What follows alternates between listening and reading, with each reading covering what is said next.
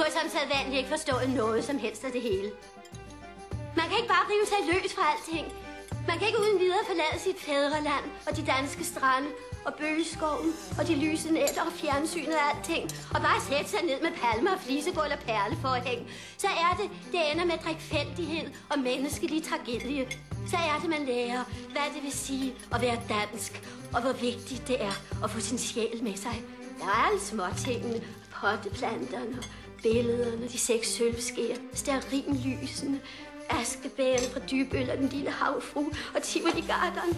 Alle de små nære ting, som binder og giver livet mening, og som gør, at man ikke føler sig så ensom og forladt ude i det fremmede.